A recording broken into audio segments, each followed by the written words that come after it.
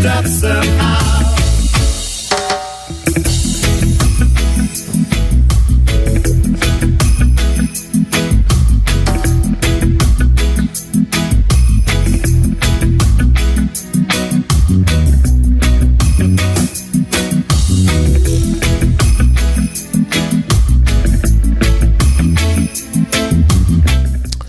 Oh yes, my Straight Talk family, whenever you hear that theme song, then you know it's time for me to say greetings to the world, because we are on the World Wide Web and we reach and touch you all over the globe.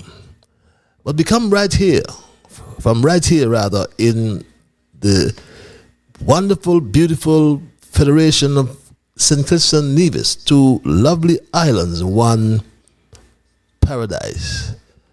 And we say a very pleasant night to St. Kitts and Nevis, and a very pleasant night to the entire Caribbean region. Like I said, a greetings to the world, because we are all over the globe. So we reach and touch our diaspora, our Kittitian and Nevisian diaspora and Caribbean diaspora as well. Some of you I know are in Asia. There's some of you in Africa. And there are some of you in Europe. And I know there are a whole lot of you all over North America. So I'm at liberty to say good night. I will say good afternoon, and I can also and will also say good morning, because one of such greetings will be applicable to the region in which you now find yourselves. And if you're a first timer, welcome to this edition of Straight Talk, and we trust and hope that it will not be your last time. And I want to thank all those who continue to share the link. When you do so, we get first-timers. And I want the first-timers to know that Straight Talk is a public service program that facilitates and promotes free expression on all issues of national interest, be they legal, be they environmental, be they technological, social, economic, and or political issues. On Straight Talk, we do have a forum to express yourselves freely. On this program, we try to raise the level of national consciousness. We try to raise the level of national discourse by alerting our people to their rights, to their responsibilities, and certainly to their obligations. My name is Ian Patches Liburd, and I thank Almighty God for blessing me with yet another opportunity to join you in conversation on yet another occasion. And just for the first timers as well, we come to you every Monday and Thursday night from 8 to 10 in the PM. And we can assure you, and for those who are always with me, we reassure you that I will remain an untiring advocate of truthfulness. Yes, my Straight Talk family, because absolutely nothing is watered down on this program. We don't try to make it more interesting, neither by omission nor by exaggeration. And Straight Talk is not about sensationalism, not at all, or creating excitement, especially at the expense of accuracy, because we always lean on the facts. Because it's my duty, my bounden duty, to present what I call the unvarnished truth, the plain truth, nothing but the truth, especially when it comes to governance and transparency in St. Kitts Nevis and all over wherever it arises. And this program joins us together with people across the Federation. Through this program, we are joined with people in the diaspora all around the world. Some we know very well and have met, others we do not know, and many we will never meet. Some will agree with the positions of truth advanced on this program called Straight Talk, and some will disagree. and that's fine. We promote diversity. But what will sadden me, my Straight Talk family, is if we start to become disagreeable. So let us thank Almighty God nonetheless for helping us to understand, how good and how pleasant it is for brethren to dwell together in unity. So let us therefore hope and pray for the day when we will all sing his praise together. And for the first time, as I must also inform you that Straight Talk is a participative program. By that I mean we include your calls and your emails. And if you're so minded calling, the numbers are right to the bottom of your screen there, beg your pardon. And they are 663-6672. That's the local number. Of course, you can access it if you're calling from overseas as well. Obviously, you'll need the area code, which is 869. But we do have an overseas number, 646-829-6672. But there are many of you who like what I call the cloak of anonymity. You don't want your voice to be heard, especially those of you here in St. Kitts and Nevis. Because, the leaders here are extremely vindictive, I call it. They can't accept you standing up and talking the truth if it involves them in particular. So for people like you, we give you access via our email platform. And that address is Straight Talk Patches. That's one word, straighttalkpatches@gmail.com. And you do also have access via Alexa. Those of you who have that app, just say Alexa, play Massive Vibes Radio. We do have an arrangement so you can hear Straight Talk live there as well. And I must remind you, some people are calling me saying that the process of scanning is not that easy. It's very, very simple. You just scan and follow the directions. If you find the show impactful and wish to donate, wish to support our efforts, then contribution is welcome, whatever the size. And all you have to do is, like I said, simply scan the code you see there on your screen to access a payment form. And it's very easy process, like I said to you. So I thank you in advance for your support and for helping us to keep the dialogue alive. And my Straight Talk family, of course, I can never forget my junior brigade. The youth are our future. Young Dwayne, Tristan, Shamar, Kevin, Rue, Jamal, Travis, Travon, and many others who don't want to be called. And I always hail that special lady in St. Louis, of course. And my Straight Talk family, we normally have what we call our observations in review, when we reflect on issues we may have raised, and we ask a few questions, we provide an update on any issue we may have raised. And of course, it's always a process of learning. We educate, we try to educate each one teach one here on this program. And our first observation tonight, my Straight Talk family, I listened to the Prime Minister, Dr. July, and he spoke about diversification.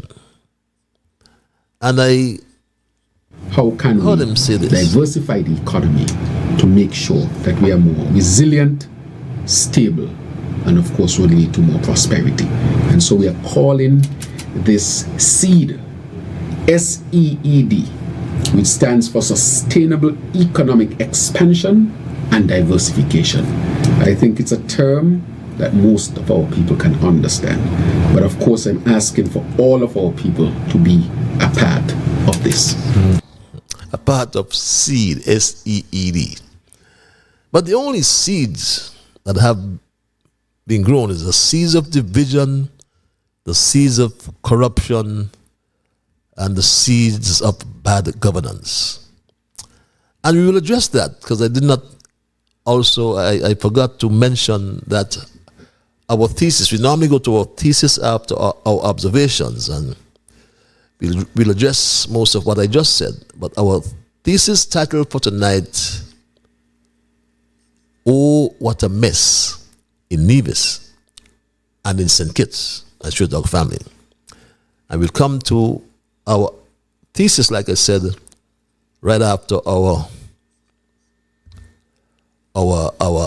observations in review. The Prime Minister also spoke about special envoys. He spoke about special envoys as well, and it really had me thinking, and I'm sure many of you would think the same as well. The other envoys we have, like Dr. Hadia Claxton, who has helped tremendously with our relationship with Southern University. She's helping significantly with a number of investments that we'll see realized. But you know, my Stray Dog family, that envoy, Dr. Claxton, and other envoys, because that envoy was invited sometime years ago for the Premier's lecture, and she demanded a speaking fee. So we asked ourselves the question of special envoys, and which is a pertinent one. And we welcome all on board those who have been offered appointments by Dr. July. But we asked the question, why is the government so cagey, to use a colloquial term? They are cagey about releasing, they're not transparent then, about releasing the full list of what we understand are dozens of special envoys and ambassadors.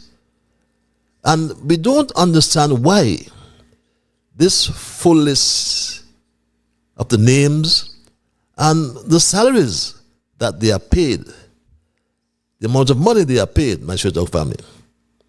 As a matter of fact, the son of Dr.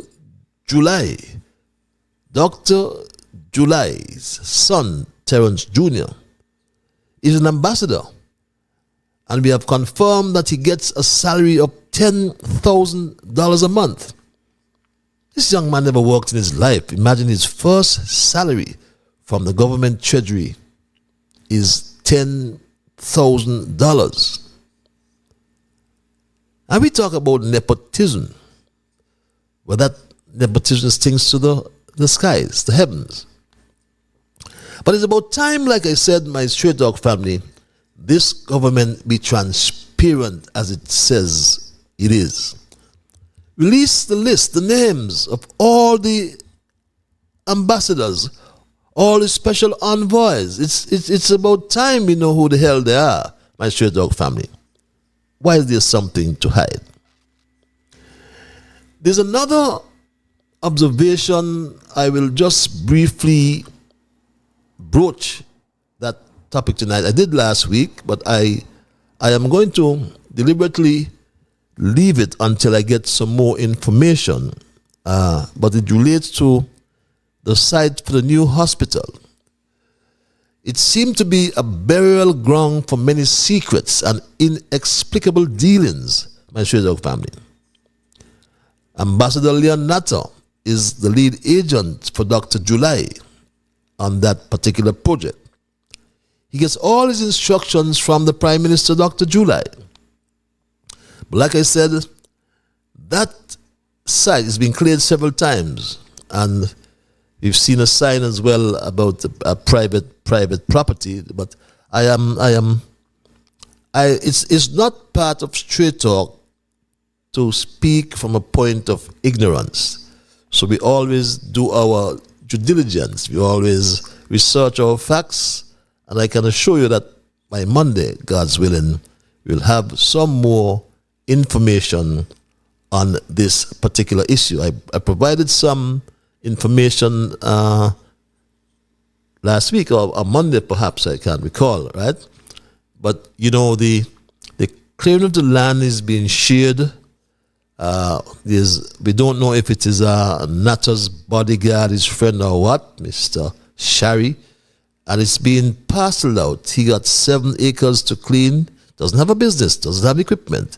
My good friend Ian got 3 acres, I'm told, and I forgot the other name, but we are going to bring some more information on that by Monday. I can assure you, my Straight Dog family.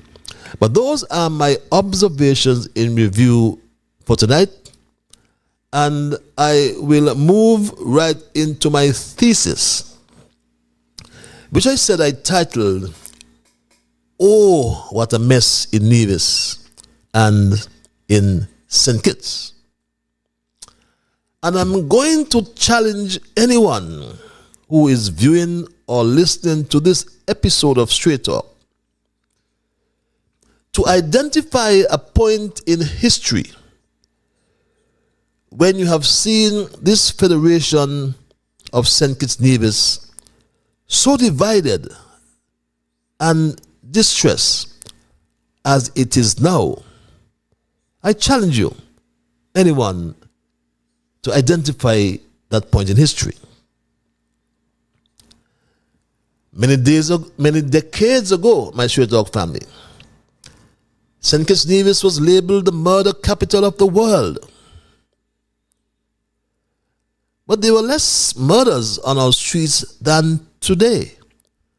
As a matter of fact, just this evening, I got some information that another young man was shot dead. Another murder on the hands of Dr. July, the Minister of National Security, the Crime Minister.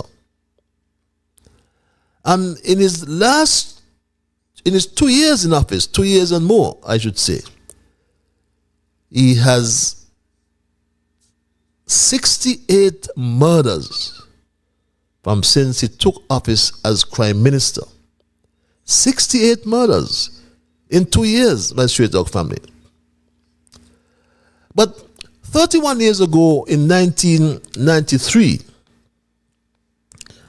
bottles and stones rained down on Church Street when, after an inconclusive election, and then Governor General Arundel appointed Kennedy Simmons as Prime Minister to lead a minority coalition government, as the Concerned Citizens Movement, then under the late Vance Winkworth Amory,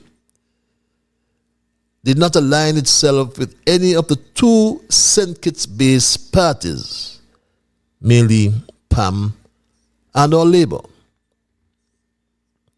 A younger Denzel Douglas, leader of the St. Kitts Nevis Labour Party, called for fresh elections and demanded that a caretaker administration be installed, but the Constitution did not provide for such an arrangement.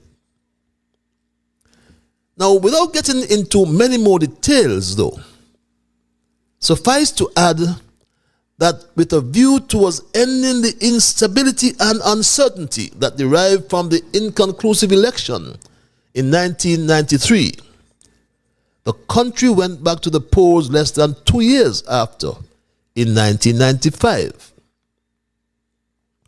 This is because back then we had real leaders in civil society, including the St. Kitts Nevis Chamber of Industry and Commerce, the St. Kitts Nevis Christian Council, and the St. Kitts and Nevis Evangelical Associations. But where are the leaders in civil society today? Is a question I ask. Where is the St. Kitts Nevis Bar Association? Where is the St. Kitts Nevis Chamber of Industry and Commerce? Where is the St. Kitts Nevis Christian Council? And where is the St. Kitts and Nevis, or the St. Kitts Evangelical Association? Because they're two different associations, and the Nevis Evangelical Association. Where are the Rotary clubs, my Straight Talk family? Where are they? Can any of them pass the four-way test? Hell no. Because what is happening in our country is not truthful. It is not fair to all concerned. What is happening in our country today does not build goodwill and better friendships or better relationships. And what is happening in our country today cannot be beneficial to all concerned. Examine the caliber of leadership in civil society today, my Straight Talk family. Examine the caliber of leadership, and you will find it won't be difficult to establish, my Straight Talk family, that their partisan politics override, for example, their Christian values and principles. Their love of money or love for money obviously clouds their judgment. One bishop, for example, gets a fat salary, my Straight Talk family. One bishop gets a fat salary of $8,000 or $10,000 per month to parade the halls of government as the ombudsman or ombudsman. You've heard from him early. We don't hear from him now. That's a bishop. There's another archdeacon, my Straight Talk family. Archdeacon Isaiah Philip, my friend prophet, we called him in school, was appointed to the board of the Regional Citizenship by Investment Regulatory Commission, known as the Caribbean Interim Regulatory Commission, the IRC. Prophet. This commission will serve until a permanent regulatory body is appointed, and it will be responsible for laying the groundwork for the region's future CBI governance. Is the archdeacon working pro bono? Or does he too get a fat salary? This is a question I ask my Straight Talk family. And it must be noted that the two of these pastors, or bishop and archdeacon, both of them hail from the constituency of Prime Minister Dr. July. Questions must also be asked about the preacher in the cabinet, my Straight Talk family. What about the preacher in the cabinet? Yes, the slow student was introduced, beg your pardon, to the constituency. He was introduced to the constituency as a preacher, my Straight Talk family. Jeffrey is in fact a preacher, has given his life fully and totally in following Christ, principles of Christ, so that he would be able better to serve the interest of the people of this country and the people of this constituency. And my Straight Talk family, just last week, the preacher, the slow student, Jeffrey Hanley, wore his black gown as Christian ministers do while preaching, with bell-type sleeves and white tabs attached to his collar. And oh, he praised the Lord at the funeral of late Prisca Heiliger. I gave you a snippet of this before. Praise the Lord, church. Praise the Lord, church. Praise the Lord, church. Praise the Lord, church. Praise the Lord, church. Praise the Lord, church. Praise the Lord. He implored the church, my Straight Talk family.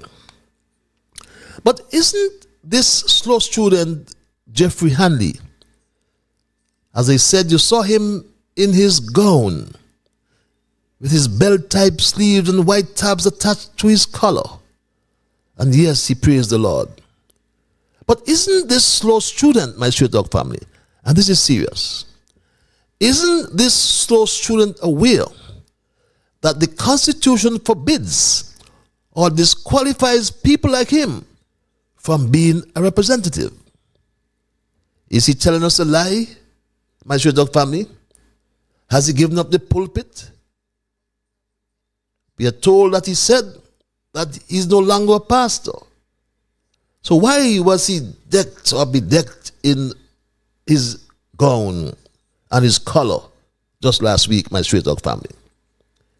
Because it is not allowed, my straight dog family, not allowed at all. Because the Constitution is very clear in terms of the qualifications for representatives in Parliament. And it says here for representatives and senators. And section 27 of the Constitution reads, and I quote, subject to section 28, a person shall be qualified to be elected or appointed as a member of the National Assembly if, and shall not be qualified unless he or she is a citizen of the age of 21 years or upwards, and he or she or one of his or her parents was born in St. Christopher and Nevis, and he or she is domiciled there at the date of his or her nomination for election or his or her appointment, as the case may be. Read section 28, my straight dog family. Disqualifications for representatives and senators. A person shall not be qualified to be elected or appointed as a member if he or she A, is by virtue of his or her own act under any acknowledgement of allegiance, obedience, or adherence to a foreign power or state. And my straight dog family, the country is aware of that. You saw what happened with the senior minister.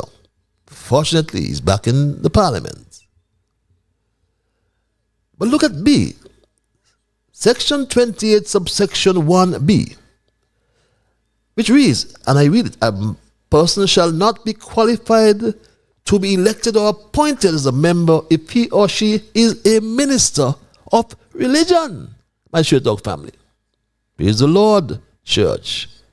Praise the Lord, church. My straight dog family. Jeffrey Hanley. Praise the Lord, church. Cannot be. Praise the Lord, church. Jeffrey Hanley cannot carry water in one hand and fire in the other. But the Constitution is clear, and he has to tell the country, having dressed in his color and his gown, if he is a preacher or what he is, my straight dog family. But my straight dog family, that's what I'm telling you about, I'm going to tell you about tonight. Because our federation is in such a terrible mess, my straight dog family. We need to come together and save it from misery, suffering, and ultimate destruction.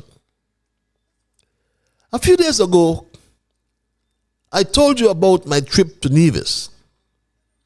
Some did not believe me when I reported on the abandoned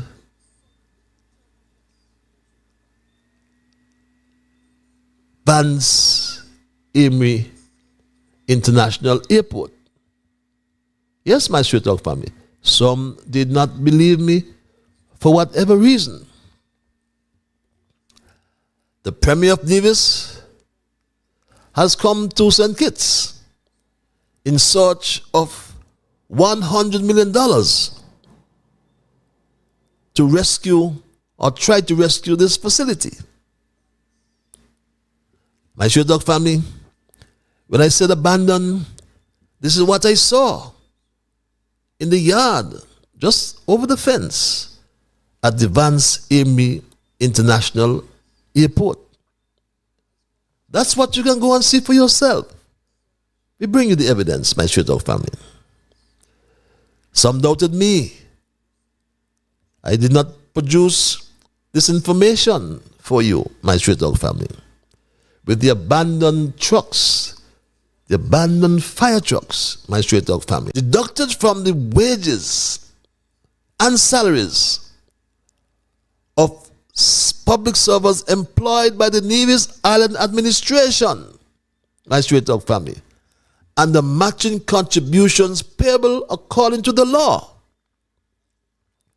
We have been informed that since that letter, the snake Mark Brantley and the Nevis Island administration have not paid 1 cent more to the Social Security Board and continue to deduct the salaries, as per the law, monies for Social Security, housing levy, and so on from these workers, and not paying these monies into the Social Security Board, my Stray Dog family. And this can only be described as criminal conduct, my Stray Dog family. That has to be criminal conduct. Across the Narrows, my Stray Dog family, here in St. Kitts, I should say, the Prime Minister, Dr. July, likes to talk about good governance, transparency, and integrity, but exhibits none of the above principles. But he likes to say things like these: governed by the principles of good governance, transparency, integrity that we have fought so hard for over the last 2 years. So where, my Stray Dog family, where is the transparency and good governance at the Social Security Board? That's the question we ask ourselves. And if you doubt me, go to the website of the Social Security Board and you will find out how transparent this current Social Security Board is, my Stray Dog family. Go to the media publication on their site and you will find this on their site, my Stray Dog family. It speaks to the actuarial reports, from the 7th actuarial report to the 13th actuarial report. But the 13th actuarial report is as at December 31, 2020. But come on, another actuarial report was completed in 2023. So why it is not posted on the Social Security Board's website? An actuarial review of Social Security is quite important for several reasons, my Stray Dog family. Financial health, you can think about. Policy guidance. Demographic trends. Because actuarial reviews analyze changing demographics, such as aging populations and birth rates, which directly impact the program's finances, my Stray Dog family. Public awareness as well we can think about. And the economic impact, my Stray Dog family. But overall, regular actuarial reviews are essential for maintaining the integrity of the Social Security and ensuring it meets the needs of current and future beneficiaries. Well, what about the financial statements, my Stray Dog family? What about the financial statements? Go to the website again. And former chairman of the Social Security Board, Ernest Jimmy Pistano, he made certain that in spite of COVID-19, The Social Security Board's 2019 financial statement was audited by panel co-foster by January 2021, my Straight Talk family. And you can see the statement there, signed by the chair. And further, my Straight Talk family, his minister tabled the statement in the parliament shortly thereafter, in accordance with the law, my Straight Talk family. Eugene Hamilton tabled that statement, and that is a perfect example of good governance and transparency. And Straight Talk must give kudos to former Minister Eugene Hamilton. But ask yourselves a question in the context of good governance and transparency. The 2020 and 2021 financials were audited. Has the new minister, Dr. July, tabled those in the parliament? And what about the 2022 and 2023 statements? So I do not expect anything good coming from the former wimpy Speaker Curtis Martin, who is the deputy chair. Because recall that he turned our parliament into a useless instrument, according to a former acting Chief Justice. But I'm disturbed, my Straight Talk family, and disappointed that the current chairman of the board, Janet Harris, as a former financial secretary herself in this country, ought to know better and ought to do better. Janet Harris ought to be guided by the principles of good governance, transparency, and integrity, and post the 14th actuarial review, alongst also the outstanding annual reports, my Straight Talk family. There are many outstanding annual reports and financial statements on the Social Security Board's website. It is the people's business, Ms. Harris. It's not yours. These are the issues that come to the fore when we say this government and its lackeys, its surrogates on the boards or wherever they are, do not practice or promote the principles of good governance, transparency, and integrity. Then there is the messy situation in St. Kitts, Nevis, my Straight Talk family, where the Citizenship by Investment program, the CBI, has dramatically declined.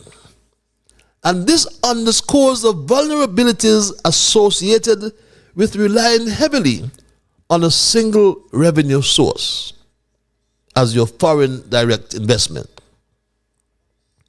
The over 65% dip in CBI income reveals not only a critical dependency, but also the urgent need for economic diversification.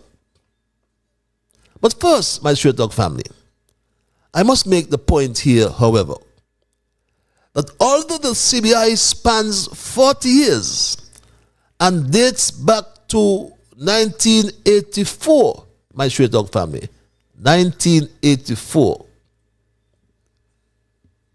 significant changes were made after the closure of the industry in 2005, my Straight Talk family. Significant changes were made. When back in 2005, we took the very bold and unprecedented decision to close our sugar industry and prepare our country for future development in services, with hospitality and tourism being the leading service sector in the new economy that we were trying to create. And my Straight Talk family, this new economy saw the transformation of the CBI in 2006 with the introduction of the SIDF. all those schools that have been built and repaired, all those houses that we can boast of, all the roads that we have repaired after hurricanes, the basic infrastructure that we have put in place over the years. Where do you think the money come from? It comes from the SIDF. It comes from the Citizenship by Investment Program. All those small businesses that were established in 2010 to 2015, when you could have gone to save and borrow money as a small businessman to start up your businesses. Where do you think the money came from? The money came from this same program to help small people to build our country and transition us into a modern economy and state. Yes, my Straight Dog family. This new economy saw that transformation. This current Prime Minister, July, nonetheless, is trying to revise the history of the CBI. Or he's just, and we must ponder, he's just daft. And we must ponder if he is the one inside the government trying to mash up the CBI, as intimated by the senior minister and the former prime minister. He said this, my Straight Dog family. The point I want to make, Madam Speaker, is that we cannot allow persons for their own personal ambitions and gains, persons who might have become bankrupt, persons who are still having problems with this government and persons in this government, to take out and empty their claw on us here in this country with regard to the Citizenship by Investment Program. Because some people are bent on destroying the program. And we shall not allow that to happen here in this country at all. We don't care who it is, where they come from, what has been their track record. Who are the persons or persons, my Straight Dog family, inside the government? But recall, the CBI program addressed our debt situation back then, my Straight Dog family. I remember there was a time when we had a 187% of debt to GDP. 187. Maybe one of the highest in the world. It was through this program, apart from the debt restructuring exercise that we had, that brought our debt down. Yes, my Straight Dog family. Now we are in a pickle. We are in a real mess, my Straight Dog family. Because the ill-conceived strategy of Dr. July has sent the CBI to the intensive care unit. He has sent the CBI to the ICU. He criminalized, like he said, he criminalized what he called underselling, for example. Speaker, we criminalize in those regulations underselling. For the first time, it became a crime that, of course, carries penalties, Madam Speaker. That is how serious we were about making sure that the CBI would be set as the whole of government on the principles of good governance. Madam Speaker, underselling occurs when a CBI stakeholder seeks to discount the statutory minimum investment sum required to be made by an applicant seeking to apply for citizenship by investment. By December 2022, we had been informed that underselling practices became normal in the overall CBI industry, Madam Speaker. I'm not speaking of St. Kitts and Nevis, I'm talking about this as an industry all over. We, however, would not tolerate such practices and therefore made it specifically a criminal offense for the first time in 40 years, or in the 40-year history of our CBI program, Madam Speaker. And my Shredog family, just a few days ago, he confirmed the mess in a national address last week. Although for some reason, he only focused on the past 5 years. Very interesting reason, no doubt. The past 5 years, he said this. In 2019, CBI generated EC $443 million for the federal government. In 2020, it generated EC $271 million. In 2021, EC $543 million. In 2022, EC $669 million. In 2023, EC $620 million. In 2024 up to September, CBI has generated EC $280 million, less revenue to date compared to previous years. Yes, my Straight Talk family, much less revenue to date compared. But it is the revenue to date, my Straight Talk family, that is creating the greatest concern. The revenue to date. My Straight Talk family, this is Dr. July's budget approved in December 2023 for the fiscal year 2024, in which he estimated, you can glean from your screen, go right to the bottom, about 4 items from the bottom, you'll see citizenship by investment. The estimates for 2026, estimates for 2025, and the estimates for 2024. That's this year. This is July's budget he passed in the parliament in December last year for fiscal year 2024. And look at it. His 2024 estimates for the citizenship by investment revenue, $540 million, my Straight Talk family. It's there. This is what he estimated. And now, to date, according to July, he has collected $218 million, or less than half, less than 50%. So we ask the question, will he collect another $322 million before the fiscal year ends in December? That's a question.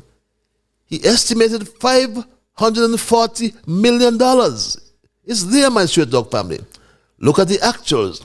The actuals for 2022, in 2022, he received $669,358,624. And to date, he has only collected $218 million. That matches my strongest weak point, so help me if I'm wrong. It means he's $322 million adrift, my Straight Talk family. Yet, my Straight Talk family, he's making all sorts, he meaning Dr. July, making all sorts of promises. But ask yourselves, my Straight Talk family, where will the money come from? Let's ask Dr. July, where will the money come from, Dr. July? The snake, Mark Brantley, wants $400 million for geothermal. The snake, Mark Brantley, wants $100 million for the airport and more millions to finish the wing at the Alexandria Hospital, where your animals can graze, my stray dog family. Your animals can graze now at the Alexandria Hospital at that wing there that's been under construction for 7 years. Grass is growing there. You can see, my stray dog family. Send your animals from Craddock Road or Government Road up to the wing of the hospital and graze them there. My stray dog family, the snake Mark Brantley also wants money to finish the hot springs, or the Bath Stream, I think it's called, which is a lovely, lovely national heritage site, my stray dog family. And again, I commend the entrepreneur, Eldaria Jones, who's doing a good work there. But oh my God, I forgot as well to mention, the snake wants his fair share. So where will Dr. July find all this money from? We ask ourselves that question tonight. We are in a mess. Because Dr. July has to find $80 million for those generators that he will rent for the next 3 years. Yes, the 6 generators will be rented for the next 3 years at $10.5 million US per year. That's approximately 80 million EC dollars. He needs over 100 million for 2 new generators, my stray dog family. He said that. Or the SOCO engineer said that as well. He needs over $100 million for the 2 million gallon per day desalination plant, my stray dog family. He needs $150 million for the smart hospital. He has not given us a figure for the new Bastia High School, but that will also be well over $100 million, I'm sure. Now, Dr. July, my stray dog family, in 2 years, sold and signed, hear me out, Dr. Terence Michael July, in the 2 years he's been in office, he sold and signed 20,166 passports than he claimed he was set up. Remember this? Speaker,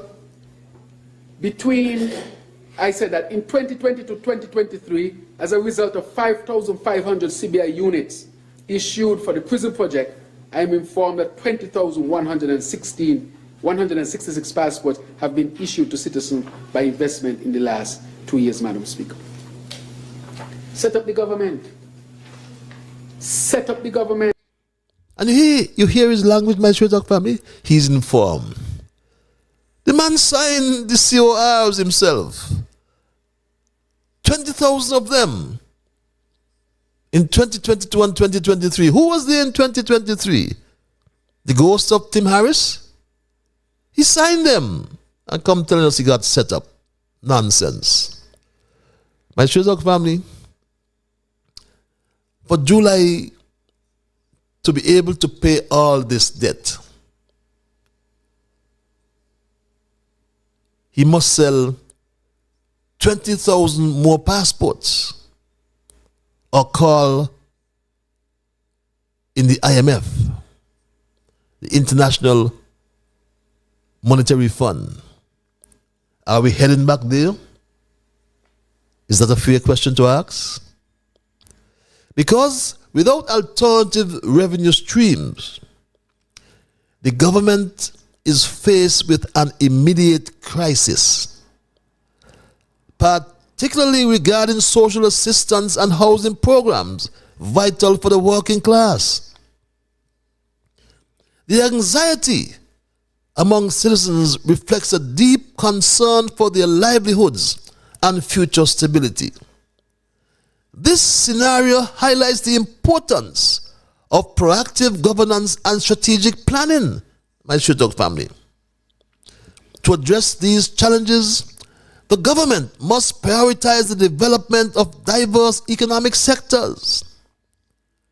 Investing in sustainable tourism, agriculture, renewable energy, and technology could create new job opportunities and generate stable revenue. Additionally, fostering an environment that encourages foreign direct investment and supports local entrepreneurship can help to stabilize the economy. Moreover, my Street Dog family, transparent communication from the leadership of this country is crucial during this transitional period. They must engage the community in discussions about economic strategies and potential adjustments to social programs if they want to build trust and cooperation. A lack of effective leadership and governance has resulted in confusion regarding the Federation's purpose and direction. Oh, what a mess. Nevis and St. Kitts are in a real mess. The country must face significant challenges if its leaders advocate for good governance, transparency, and integrity, but fail to embody those principles, my Straight Dog family. Leadership sets the tone for the country, for the institutions, and public trust. Without genuine commitment, policies just come mere rhetoric. The current leaders, my Straight Dog family, on Nevis and on St. Kitts, are insincere. And this has led to widespread corruption, inefficiency, and public disillusionment. This has not only hindered development, but it has also stifled civic engagement and accountability. What we were all looking for after August 2022, my Straight Dog family, was effective leadership rooted in these principles that would have fostered a culture of trust, would have encouraged citizen participation and sustainable progress. But my Straight Dog family, patience we don't have. And Dr. Joe is asking for patience. What is your message for people who are concerned about the future of our economy, the future of St. Kitts and Nevis? Right, so what I would say that they have reason to have their concern, especially if you hear economy depending 60 to 70% on a fragile industry. But I want to let them know that we have done the necessary work to transform and diversify the economy. I ask for their patience. I ask for their support. Patience? We don't have no more patience with you, Dr. July. I gleaned today from the St. Kitts Nevis Time, very reliable online news journal. The senior minister has a lot of patience. And he wrote this apparently on his Facebook page. Jealousy is a monster. Greed is destructive. Ungratefulness is worse than witchcraft. Integrity is doing the right thing, even when no one is watching. Listen to your heart and let your conscience be your guide. Good morning, blessings for a new day and a week. But my Straight Dog family, what we got thus, and everybody is singing one song, like the soca engineer said, or sang, or tried to sing. Oh, what a mess in Nevis and in St. Kitts. And that's my story tonight, my Straight Dog family, and I am not going to change it. I will open the lines now and entertain your calls and your emails. And if you're so minded to call the numbers, as I said, are 663-6672 and or 646 646-829-6672. I always like to implore you, before I open the lines, and I'll do so momentarily, respect others, and of course, to achieve that, you must first respect yourselves. Let's just try to be fair to all concerned, and let's just try to build goodwill and better friendships. Let's ensure that the things we do will be beneficial to all concerned. And in saying and doing those things, let us strive to build a kinder, gentler St. Kitts and Nevis. At 9 or 3 minutes after the 9 o'clock hour, I go to the lines and say, Patel, good night. Patel. Yes, the Bible man. Good night. How art thou? You got your spot back. I'm fine, Mr. Patel. You got your spot back, right? Now, I don't have nothing else to say, but to just to read the word of God. Please. And Psalms 113. Praise ye the Lord. Mm-hmm. Praise ye the servant of the Lord. Praise the name of the Lord. Blessed be the name of the Lord. Mm-hmm.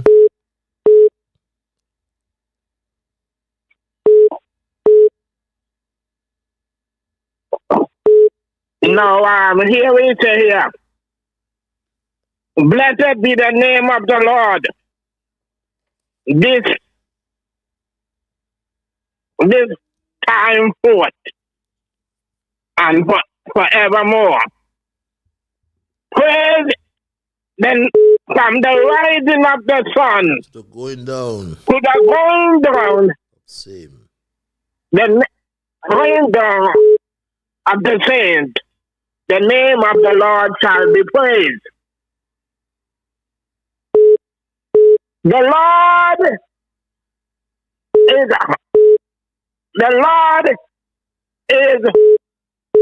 about all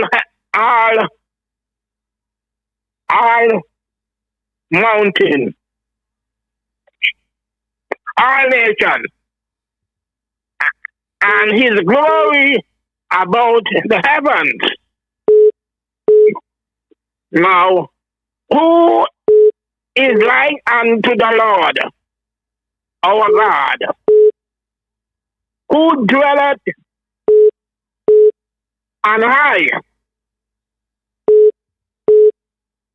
who humbled himself and behold the things that are in heavens and in the earth. He rise up the poor out of the dunghill. Hey. And lift up the needy out of the... Let me check that again. Let me read that again. He rise up the poor out of the dust. And he lift up the needy out of the dunghill. Okay. Okay. Mr. Patrick? I was thanking you. I thought you were rapping. Please rap. Please rap. The lines are going. Okay. You want me to wrap up? Please, yeah. All right. Since you want me to wrap up, I ain't going no further than there. Okay. Well, I always thank you for your spiritual interventions. Thanks a lot. That's the Bible man. We go back to the lines and welcome this caller. You're live. Hello, caller. Good night, Mr. Liburd. Good night. The quotation for this evening. Mm-hmm. I asked God, why are you taking us through troubled water? He replied, because your enemies can't swim. I repeat, I asked God, why are you taking us through troubled water? He replied, because your enemies can't swim. Have a great evening. Thank you very much, my dear. Ask God, why are you taking us through troubled waters? He replied, because your enemies can't swim. Very interesting, he replied, because your enemies can't swim. I always thank this caller for the quotations. Very interesting. Yes, my show talk is family. It's 7 minutes past the 9 o'clock hour. If you have just joined me, we are looking at our thesis for tonight, and I have titled it, "Oh, What a Mess in St. Kitts and Nevis." And there's a real mess, my Straight Talk family. Because we do have some problems or some challenges that can hinder our development into a sustainable and prosperous island. And central to these issues, I submit, is a lack of effective leadership and governance, which has resulted in confusion regarding the Federation's purpose and direction. The critical areas of self-sufficiency, particularly in agriculture, renewable energy, and water management, for example, as well as the stagnation in tourism and foreign direct investment. My Straight Talk family, it argues that to transform St. Kitts and Nevis into a sustainable state free of corruption and political division, there's quite a lot of things that need to be done. I'll get back to them, but let's go back to the lines. Caller, you are live. Hello, caller. Good night, Brother Patches. Good night, all listeners. Good night, sir. Here and there. It's a pleasure getting a chance to speak again. Patches, I'd like to ask you a question. Interact with me. Is there any of our elected ministers you can say are proactive, in which the portfolio that each one carries, are portfolios each one carries? Do you think they are active with their portfolio? Now, I want to be specified with the agriculture, which is SAMAL. Farmers, I'm here on your side and I wish to help you out. Now, do you think that the produce that the farmers produce in St. Kitts could go beyond the sustainable of St. Kitts and Nevis, and also can supply other countries like North America, where I am, or Europe, etc. and etc.? Do you think there are enough to export, while St. Kitts being sustained by the farmers who are deemed to be farmers in St. Kitts, or they are just for subsistence? That's a question. I'm going to get to the next point. What do you think? Well, I thought it was a rhetorical question, but the fact that we have the tropical with so many containers coming to the island every week, never missed a Tuesday. It seems as if they're coming on a Wednesday these last couple of days. We have to import our green peppers, have to import everything, period. So how can we be self-sufficient?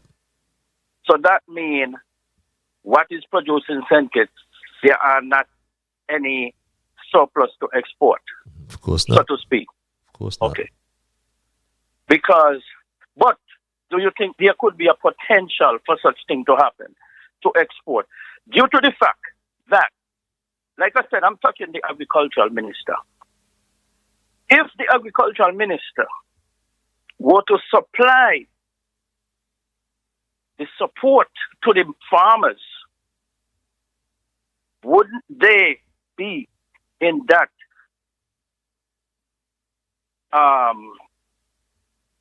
mode or ability to produce beyond St. Kitts?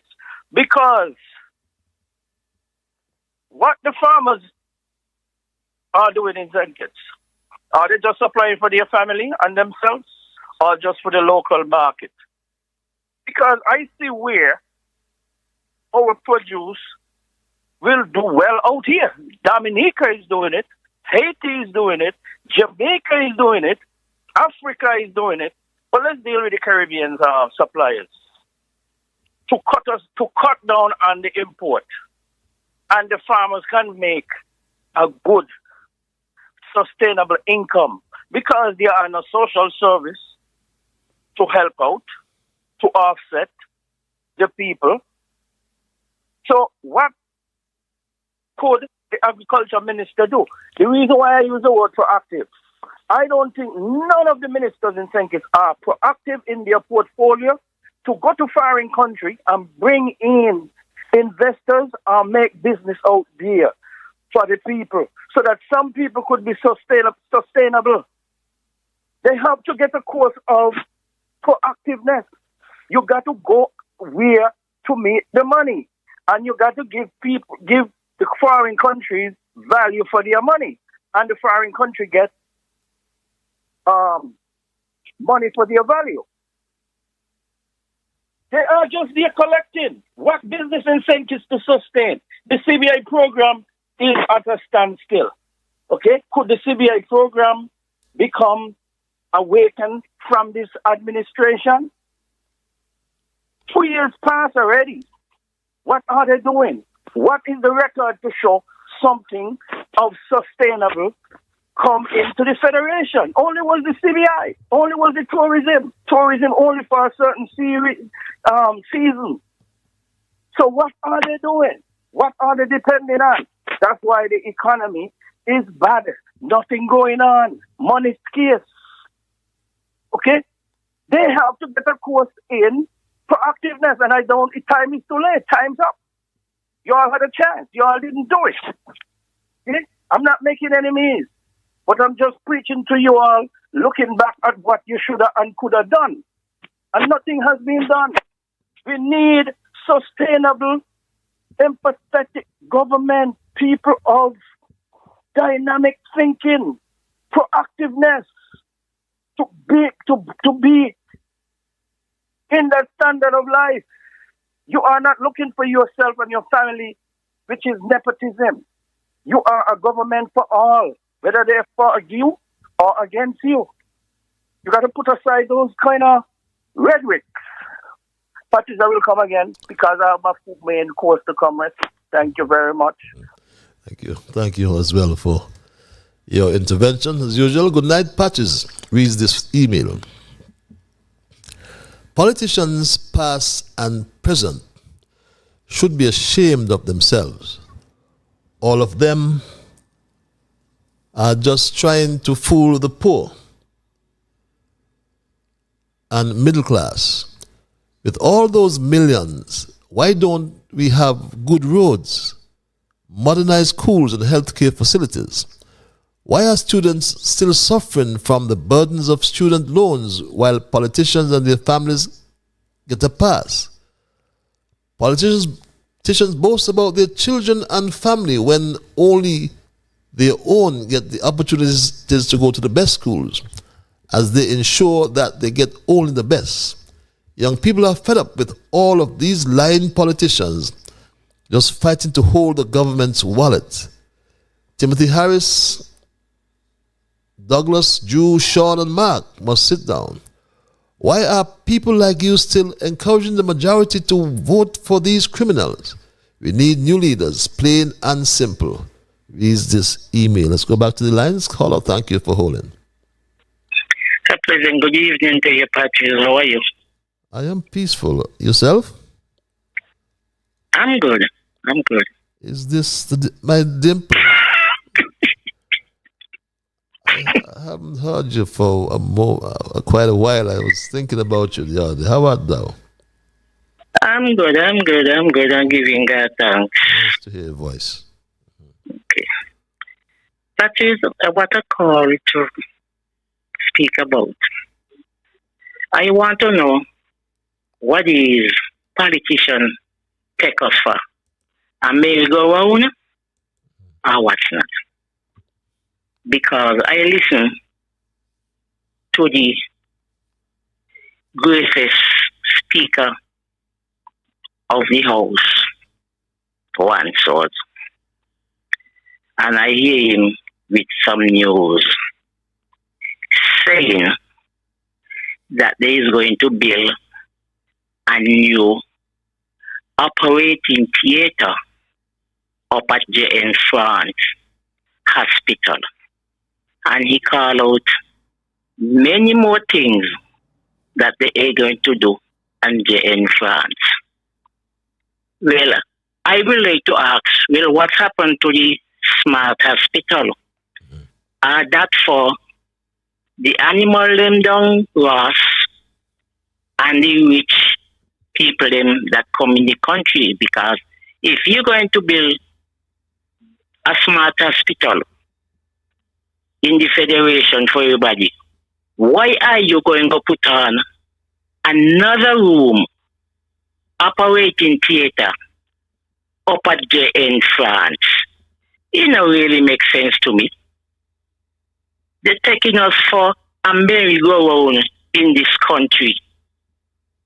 And it's time for us to pull up our stake and start to think for ourselves and let them stop think for we. If you go on top the radio and you say anything, or they condemn that, and they come with something else, and up to now they can't tell you the truth and what's not. And to those little children, what they put on top the ear to make a mockery of themselves, I am going to sorry for them later on. Because if you cannot pay the workers who you meet getting $500, are you going to pay the children $1,000?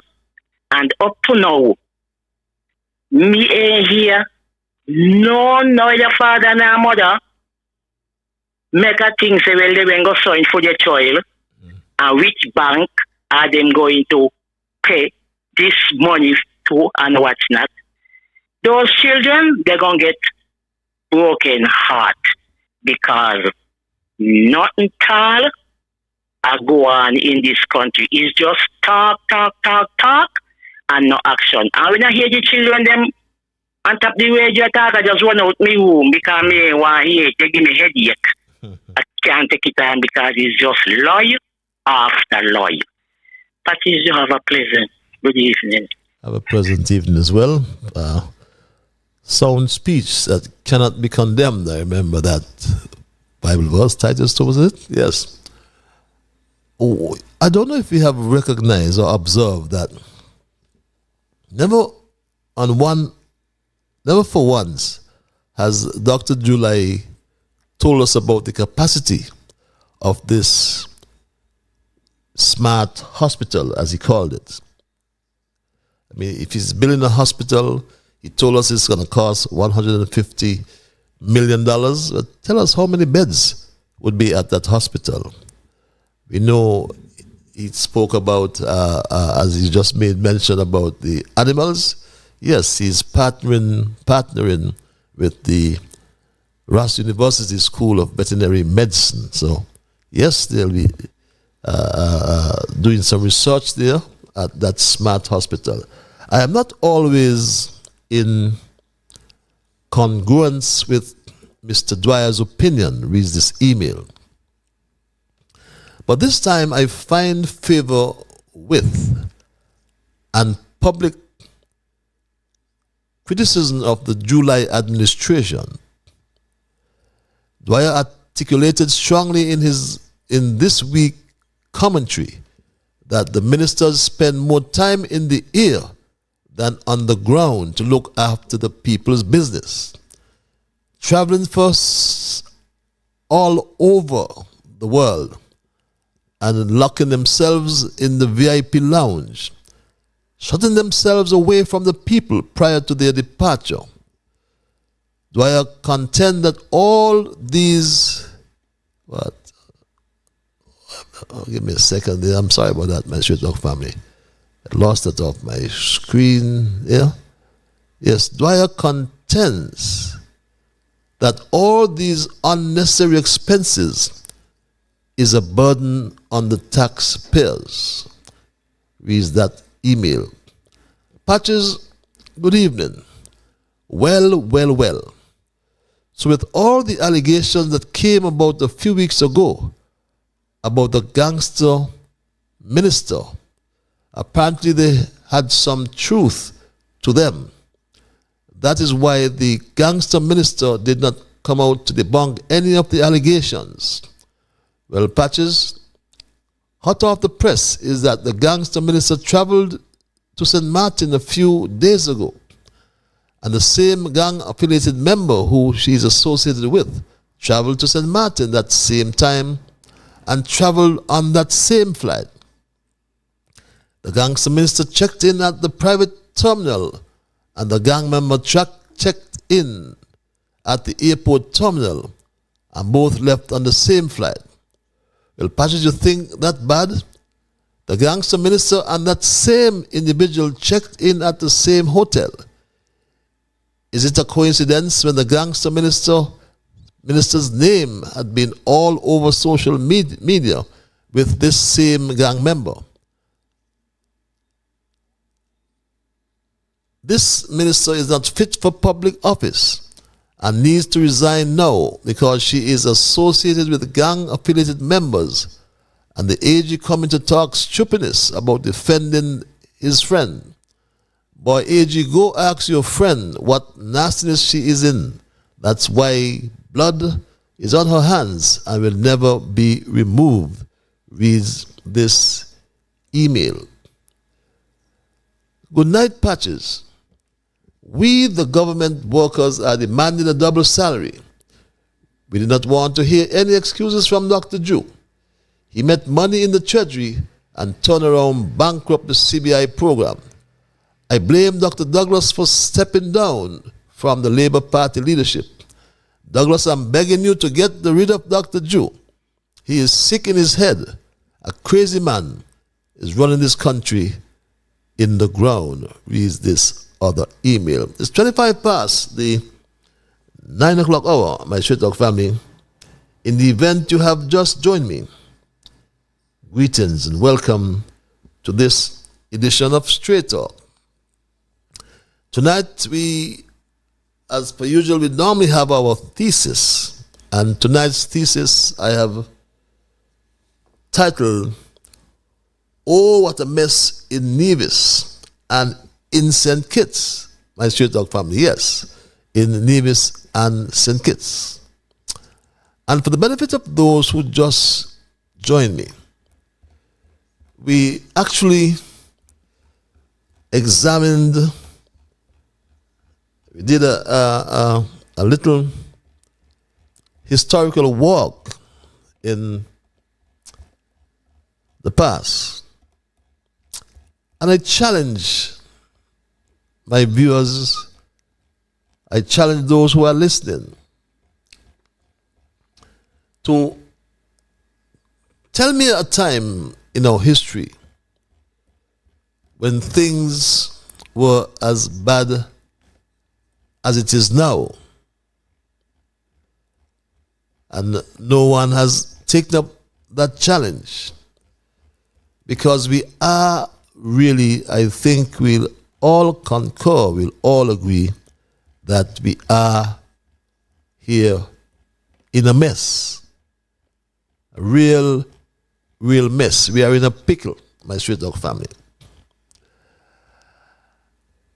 No one has identified a point in history when we have seen this Federation of St. Kitts Nevis so divided, so distressed as it is now. I reflected on many decades ago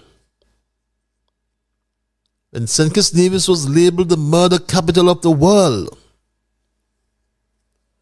But we weren't feeling the way we felt about these murders, and there were less murders on our streets than today. Just tonight, it is reported that we had our 29th murder. 29th murder for 2024. And that, sadly, my Straight Talk family, is the 68th murder under Terrence Michael July. Some people don't like to hear that, but they are the facts. The facts are the facts. And we reflected on 31 years ago, in 1993. Many of you may not have been around when the bottles and stones rained down on Church Street.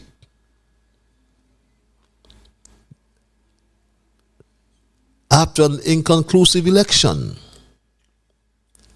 And then Governor General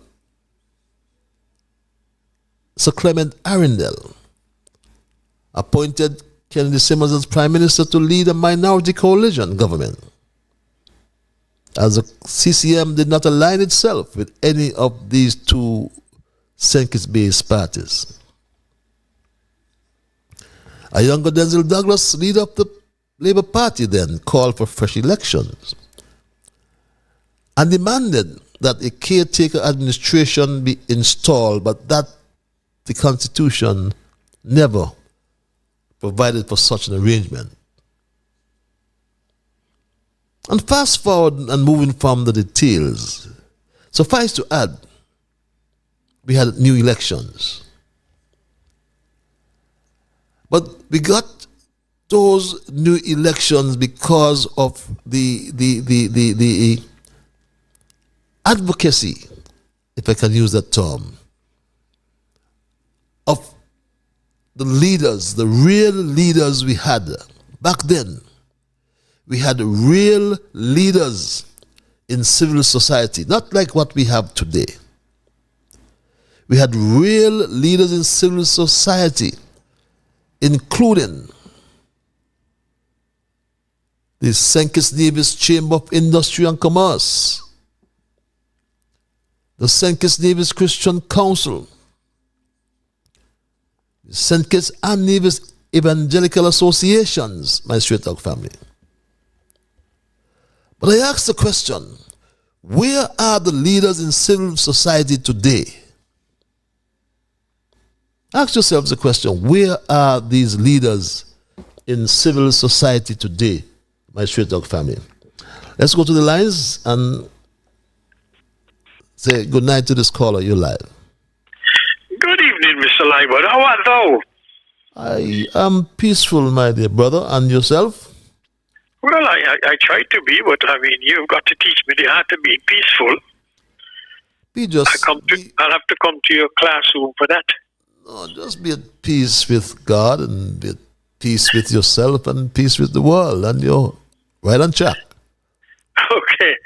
I think last week there was supposed to be a 5-day Commonwealth conference in Samoa. Samoa, yeah. Yes.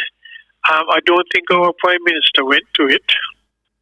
I don't know because we're a little bit short of money these days from the Citizenship by investment. Oh. You think he could be that? You think he now getting financially wise? He just can't get up and blow away people's money like that? So he's here. He's here now. He's still here. I believe so. I heard him on radio twice. On radio yesterday, right? Yeah, and, okay. and there was a replay of it on ZIZ today. Well, I think it's. Well, but you may be right. You may be right. I mean, he's in a pickle. He's in a mess. Yeah, because I don't think he's ever been to Samoa before, and he likes to travel, so he's that opportunity. But it doesn't matter of interest. He's in there for 2 years. Mm-hmm. Simmons was Prime Minister for 15 years, and he did not travel as much as Drew has traveled in his 2 years, as far as I can recollect. we didn't have as many flights coming in and out of St. Kitts then. Douglas too was there for 20 years, and I don't think he flew out to St. Kitts as in those 20 years total, as many times as Drew has traveled in those 2 years that he has been in there. And the same is true for Timothy Harris, who was in there for 7 years. He couldn't match Drew's 2 years in government. True. So Drew obviously have no responsibility and no sense of finance, as far as I can see, and how to be responsible for the money that does belong to him. That is the public's money. He said once money is there, you blow it. You jump on a plane first class and you enjoy yourself. For example, look the other day, he went down to St. Vincent to look at what marijuana plants, and he came back with a wife. Recently again, he went to Louisiana to look at pepper. I don't know what he came back with. I know it's a man this time or something. But the kind of things... His wife was with him, I believe. Oh, I see. He could bring a command. His wife. Oh, I see. Wow. I mean, but it's just to show you it trips it up and down the world, man. So I don't know if what he said last week, where we've only made $218 million from the Citizenship investment for the year so far, if that is going to slow him down now and make him get more responsible for what's going on in the country, because I can see us having some serious financial problems, because the way I understand it is that tourism is not doing all that well either. I mean, the cruise ship is just not coming the way they used to and that kind of thing. So we look as though we're in for some grim times ahead of us. And it is not because of us. It's who we put there to make life better for us. Just not doing what we put them there to do. So, I mean, he might need help. He might have to get up and go back and ask Simmons, Douglas, and Harris to help him for the next 3 years, 2.5 years, 3 years, to get him through this rough period. And as Maisie just mentioned a while ago about building a wing on a new operating theatre, the JNF. I understand that is being built by the Social Security. And we are being told by the same PM that Social Security charter for something like $300 million or something. So that development bank borrow from them. You know, we have all the negative things, but then at the same time, money still spending left, right, and center, which just doesn't make sense. Somebody needs to help him.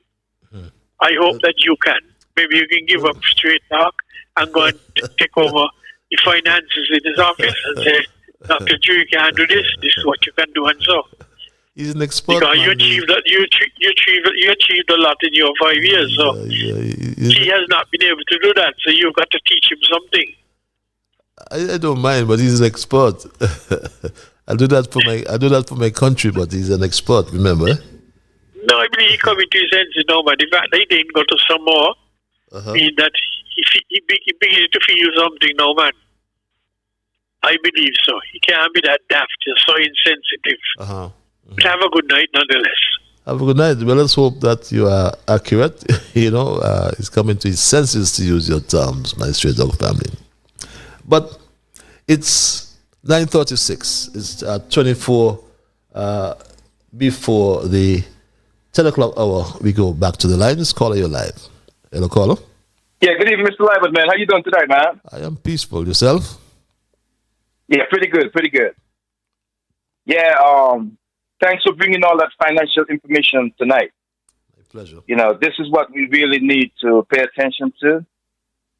And, you know, firstly, let me just say, corruption everywhere. Corruption has crept into our families and is destroying our family structure. In the Federation of St. Kitts and Nevis, we'd be condoning a lot of wrong in the Federation. I'm a person, I wasn't raised up like that. Wherever I see wrong happening, I'm going to speak up against it. You know, I've been one of the champions on your show and many of the other shows talking against corruption. Yes. And I'm really happy that you brought this financial stuff forward because as far as I can see, St. Kitts Nevis might end up back at the IMF. The people got to brace for that. If we don't get some good fiscal management happening sometime soon, they might end up there because one of my thesis, according to, some time back when I mentioned no opposition across the narrows, so there is reckless spending happening.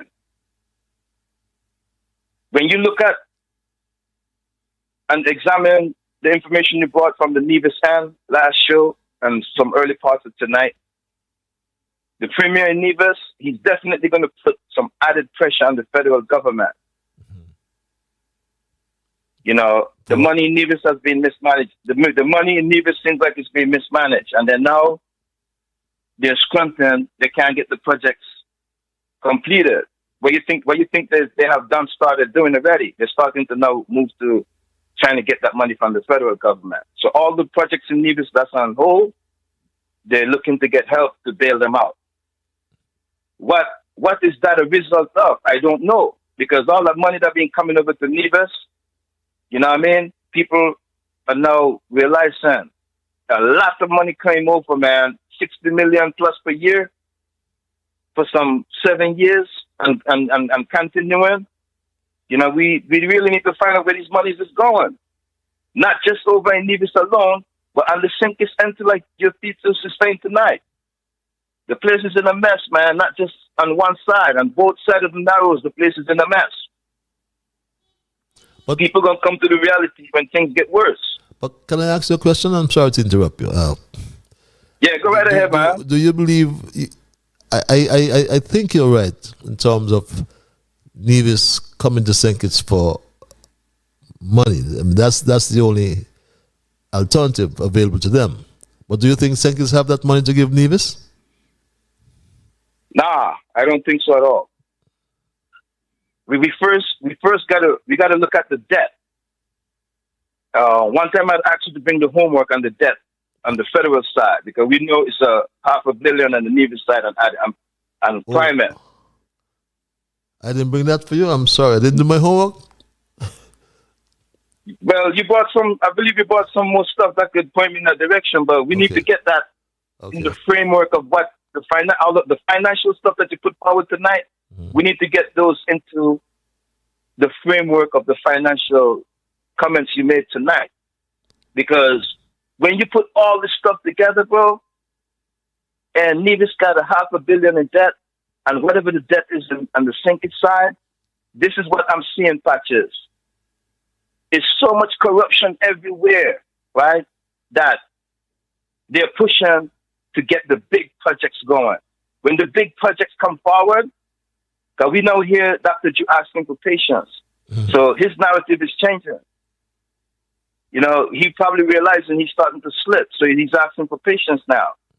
We don't need that patience. The second year of their term, we thought that them big projects would start rolling out this year. But when the MSR cases come down on them, they got really distracted. So now they want patience to maybe now roll over into the third year, and let's see if they're going to start bringing them projects forward next year. But this is what I'm seeing. Like I said, man, financial pressure, financial stress is no good. There's so much corruption and there's so much kickbacks on these projects. They're going to root to get the big projects going. When they get them big projects going, more money is going to be flowing for the projects in terms of the allocations, right? But the money is going to be disappearing, like how we've seen it happening with the smaller projects. If these leaders cannot manage small projects, you think they're going to be able to manage big projects? Where there is bigger money?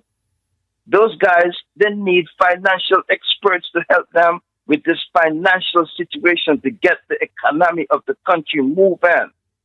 And when them big projects come and bigger money start disappearing, then the country going to be in a bigger mess. Then we're going to probably end up at the IMF, man. Well, the CBI money, the CBI money, right, for 40 years. We can't comprehend the money that was collected for 40 years. But when we look at the stats Dr. Ju put out just for 6 years, that on his address last week, we are talking a collective amount of $2 billion, $764 million. And something that caught my attention, right? They came out with a report not that long ago, and they said that St. Kitts and Nevis CBI is back on top. That is very misleading. Not when we just heard the Prime Minister said it's only 218 million came in this year up to September. That's a big drop off from those years prior when they was collecting 669 million, 620 million. So I'm listening very closely, and this is where I want to go with this tonight. Okay. The first side, one side of the equation is really is St. Kitts and Nevis CBI program back on top? Well, if it's so back on top, you let the people get them 2 dividends that you promised this year. And the flip side to it is that we only collected 218 million up to September this year. So which one it is? Which one it is? Patches, you brought the stats from Grenada. Grenada raked in 782 million according to your stats. I stand corrected. But you said Grenada raked in 782 million last year, and they're on track to rake in more this year. How could St. Kitts and Nevis CBI program be on top, and they only collected 218 million this year up to September? So this stuff is so misleading to the people of St. Kitts and Nevis. Yep. People of St. Kitts and Nevis got to open up their eyes. They got to wake up. Which one it is? Or is our CBI program on top, or is down at the bottom, only got 218 million this year? Which one it is, Patches? You figure this stuff out for us, man. But the people who are listening tonight, I hope they're hearing my voice tonight, man. Okay. You're either up at the top, or you're in the middle, or you're down at the bottom. But you cannot compare to Grenada's stats, 782 million last year, and you only raked in 218 million this year, and you're going to say that you're up on top with on the OECS states that has the CBI programs. But that's my contribution for the night, man. If you're so on top, you release those 2 dividends for the people this year, because that CBI money cannot be just thrown into certain people's hands. Last night on Big Lights gave a long list of people who's out there selling the passports. And the money is going into only those persons' hands. And the average man in St. Kitts and Nevis, firstly, cannot comprehend the type of money that they have collected already. And the money is not getting to those persons in the street. Release those dividends and release a bonus for the people this year. The people deserve it. The CBI selling up the passports, that's a national asset. That is not an asset of certain people of the Federation. It's an asset of all the people. And the poor people in St. Kitts and Nevis, they deserve to get their dividends from their own national asset called the passport. For 40 years, they never got that stuff. Until Dr. Ju came in, he made a good pledge, but he cannot follow through on it because they fell off. For whatever reason, they fell off. Dr. Ju, he's trying in certain ways, but all of these big talks about sustainable island state and all of these big terminologies, if the St. Kitts and Nevis people don't change their attitude and their mentality, they will never accomplish these type of goals. We are referencing all these countries around the world, but all of the money they done collected, St. Kitts and Nevis need to be like Dubai, the French Rivieras, okay, Saudi Arabia. In those countries, their citizens are enjoying the fruits of their resources. We don't have those type of resources, but we were lucky to sell these passports for 40 years, and that money should have been going in all the people's hands, and all the people needed to be enjoying whatever rewards, whether it be in some tangible stuff, like some good roads, some good hospitals, some good schools. Okay. Reinvestment back into the country. We ain't seen neither happening. Okay. But thanks a lot, man. Thanks everybody for listening to me tonight. Thanks a lot for your contribution as well. We go back to the lines. Caller, thank you for holding your live. Mr. Liburd, we haven't heard from Culture for last week and this, and no, I think Monday? Yeah, we haven't talked here from him Monday and tonight. So I hope he's all right. Very good observation. I didn't. That's Culture. You're being missed. That's an oversight on my part. Very good observation. Culture. We hope that you're all right. But in terms of the, I only, just for clarification, brought the revenue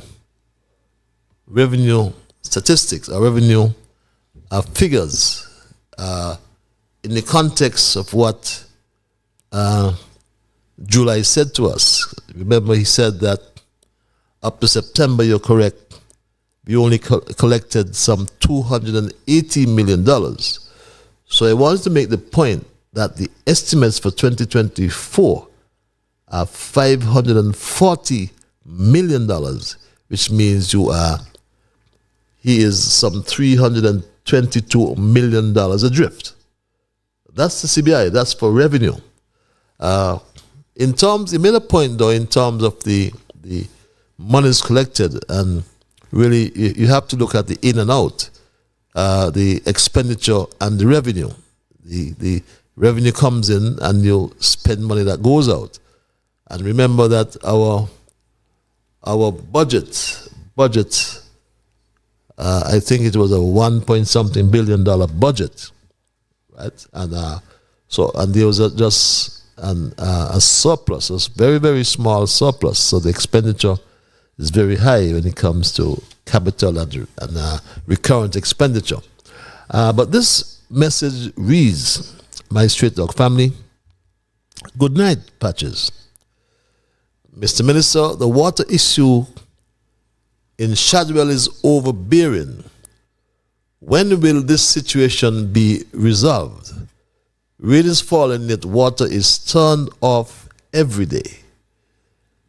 The issue in Shadwell, I don't know if the minister, in fact, or anyone has come to the fore and be upfront and truthful with what's happening in the Shadwell area. In that the two wells that were drilled by Bede in Shadwell, both wells are contaminated. The last well, Shadwell 1. Shadwell 1 was shut down because of the quality of the water. And I made the point that, Bede has drilled 3 wells so far. 2 have been shut down, and 1 there is a concern with the quality itself in terms of the apparent salt intrusion. It's pretty close to coast. So all this was anticipated, no doubt. But good night, Mr. Liburd reads this email at 9:51. I'll dispense of my emails. I listened with great interest at the grandstanding about the turnout at the community conversation which was held in Saddles Village. Patches, over the past weeks, the 1 and 6 persons who showed up was not publicized. Not even the participants of the Elevate program who are getting paid are attending these so-called conversations. I kept asking, when will the 90-day campaign against crime and violence begin? Only to be informed that the community conversations were part of the campaign. But Patches, how can persons who are not involved in crime and violence pinpoint the root causes of crime in the country? These conversations are a waste of time, food, and money. It is time for all concerned to go back to the drawing board as the criminals are looking on and having a field day. Whoever is advising the government in this matter should be fired. Patches, it is not working. This government has to go now rather than later. Reads this email. Good night, Patches. Like the tourist boats stop coming to our shore. Tourism Minister, what is the problem? How much longer before we can see more boats in our harbor? You understand she'll have a press conference next week, the 31st. That's what July told us about tourism. Night Patches, I could concur with that caller. Tourism is dead. A few years ago, before COVID, all now so like taximen done tired. Ships after ships. Reads this email. The only purpose of that address by the Prime Minister about CBI revenues is to signal that no dividend would be paid and no double salary would be paid. He is currently working on a budget and has been told by the FS that things brown. Another thing that he has done is to create those income projects in the budget, and by doing so is demonstrating that he has had no real plan. I say that because if he had a real plan, he would not have created a new corporation. The corporation money does not go directly into the consolidated fund. So who is he trying to fool? Only fooling himself. The huge revenues in 2022 and 2023 have come from CBI projects left by Team Unity. I say this because he has not shown any new investment project that has raised any money. So that significant revenue he wants to claim for 2022 and 2023 is what Harris raised and left for the country. We can therefore look for the largest deficit in 2024 since our country has become an independent country in 1983. With this email. My Straight Talk family, it's 6 before the 10 o'clock hour as we wind down tonight's programming. Yes, we heal culture and trust that he's okay. But I started reflecting on the presentation of my thesis tonight, and I made reference of the issues we had back then in 1993. We had bottles and stones rained down on the country, and we went back to the polls in less than 2 years. Reason being, in my humble opinion, we had real leaders in civil society, including the St. Kitts Nevis Chamber of Industry and Commerce, I referred to, the St. Kitts Christian Council, St. Kitts Nevis Christian Council, and the St. Kitts and Nevis Evangelical Associations. And ask yourselves the question, where are the leaders in civil society today? The Bar Association, the Chamber, the Christian Council, Evangelical Association, the Rotary Clubs. Where are the leaders? Where are they? My Street Dog family, examine the caliber of leadership in civil society today. They are partisan politics, especially those in the Christian Council and Evangelical Associations.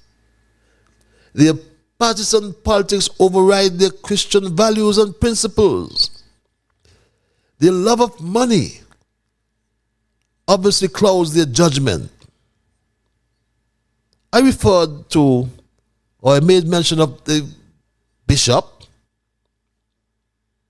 who gets a fat monthly salary of $8,000 or $10,000 a month to parade the halls of government as the ombudsman.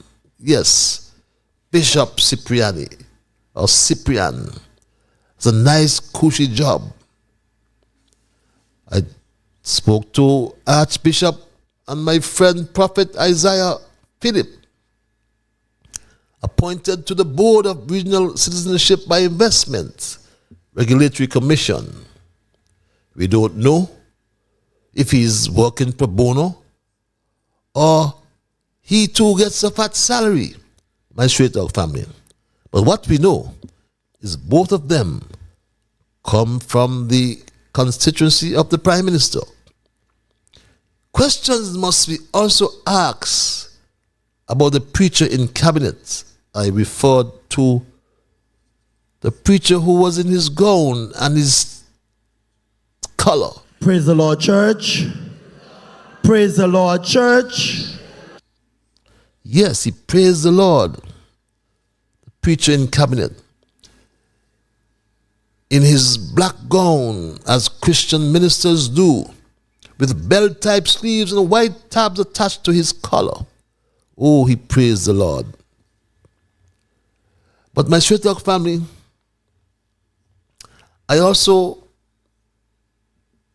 reminded you of the mess in Nevis at the airport, as if it's abandoned. This is at the airport. The airport yard right by the road if you go there tomorrow, my straight dog family. The fire tenders abandoned. Thousands of dollars gone down the drain, my straight dog family. But my straight dog family, years ago, we had decency in government. We had good governance. We had transparency.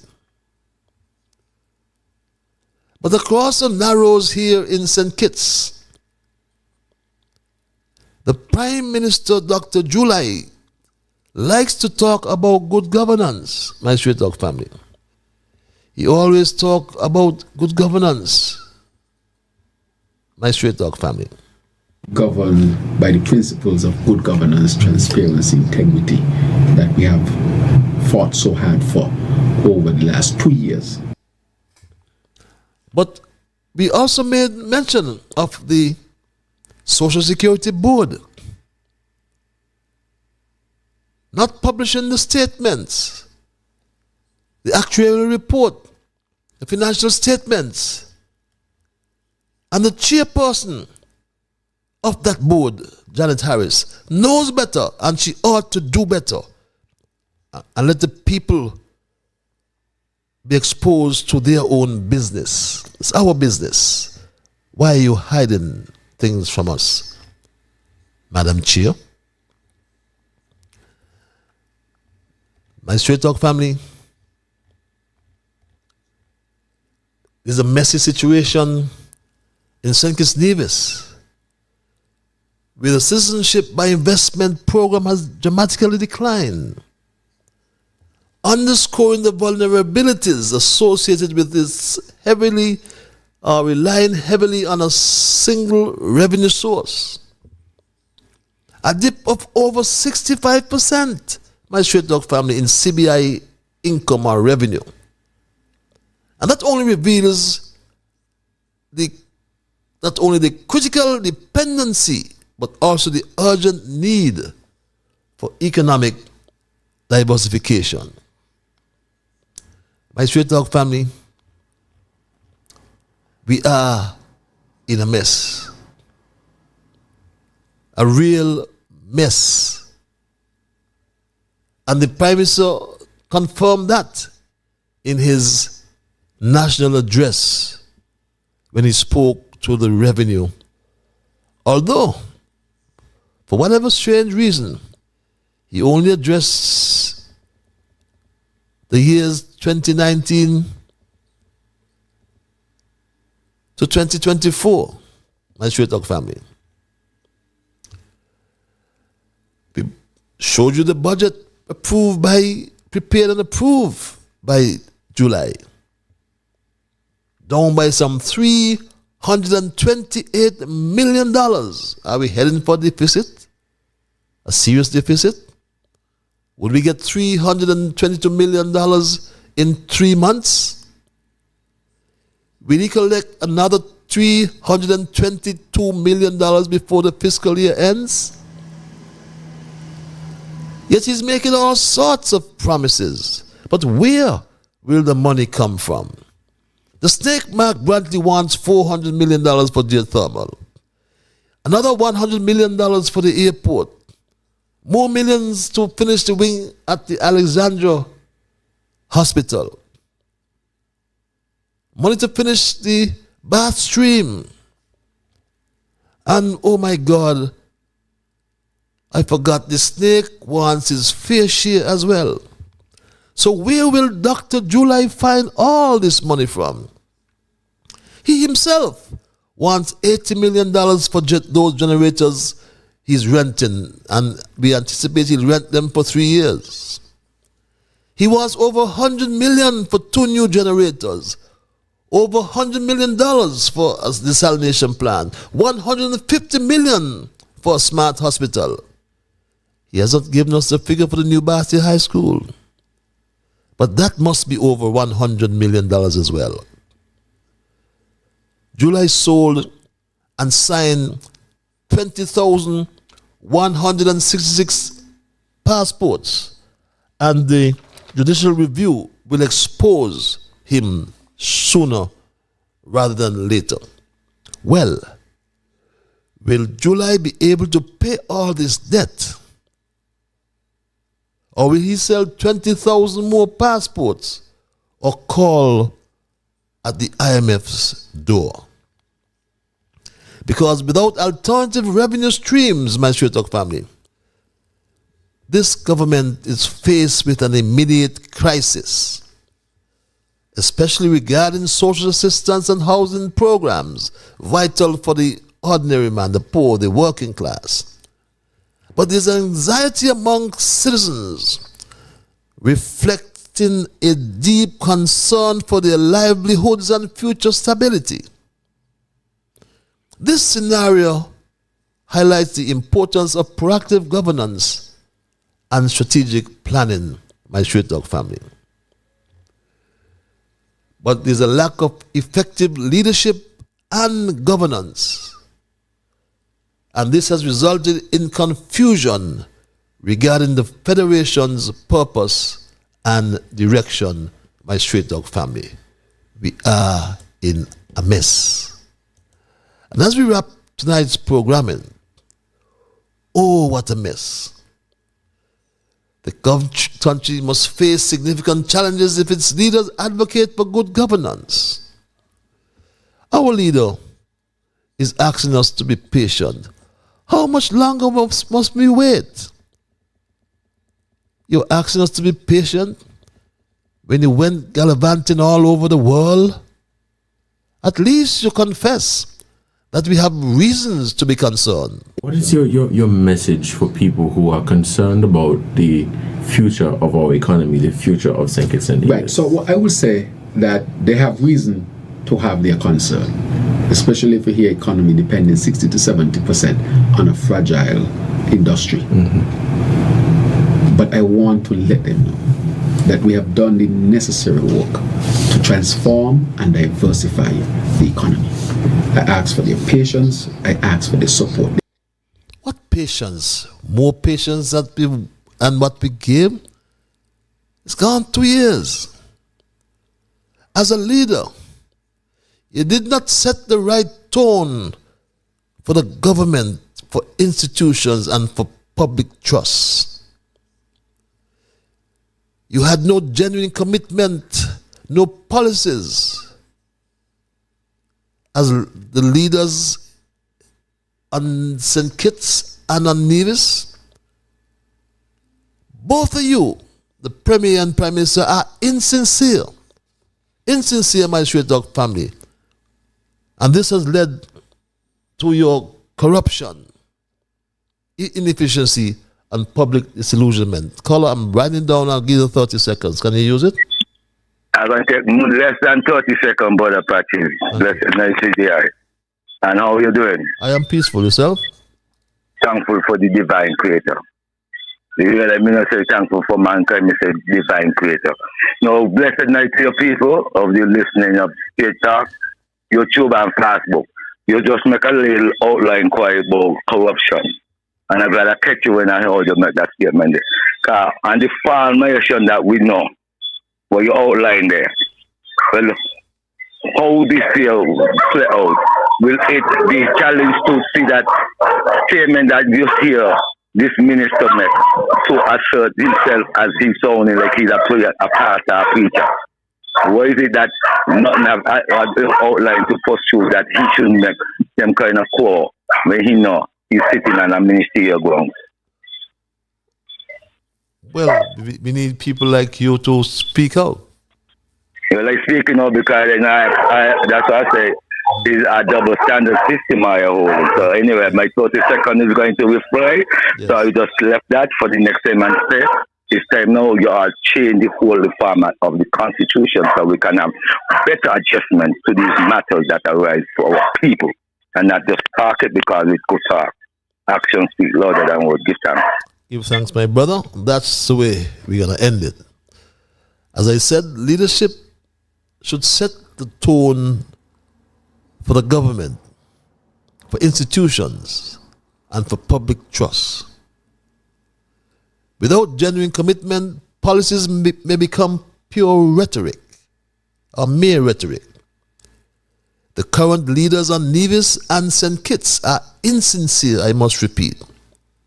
And this has led to widespread corruption, inefficiency, and public disillusionment. This has not only hindered development, but it has also stifled civic engagement and accountability. What we were all looking for after August 2022 was effective leadership rooted in principles that would have fostered a culture of trust, encouraged participation by citizens, and sustainable progress. We can't say things are better today than they were yesterday. But all we can say, and we'll all agree,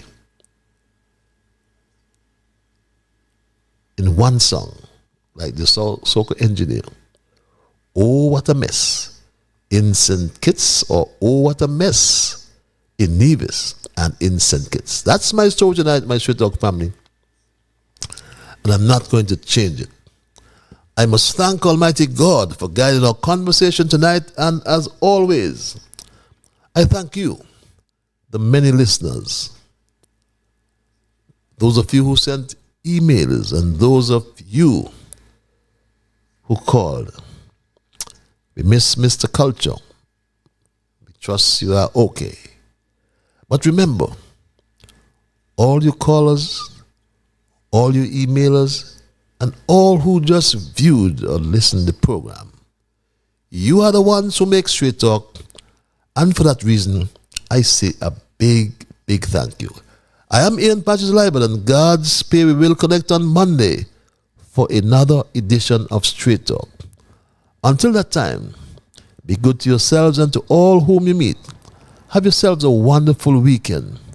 Do your chores. Praise the Lord. I'm going to church, God's willing, on Sunday. Praise my Lord. But remember, whatever your mind conceive, that you will achieve. But first of all, you got to believe. So when you wake in the morning, thank God for the morning light. Thank Him for taking you through the night. And my Straight Talk family, keep moving on. Bye-bye. Have yourselves a wonderful weekend. Bye-bye. Keep moving on.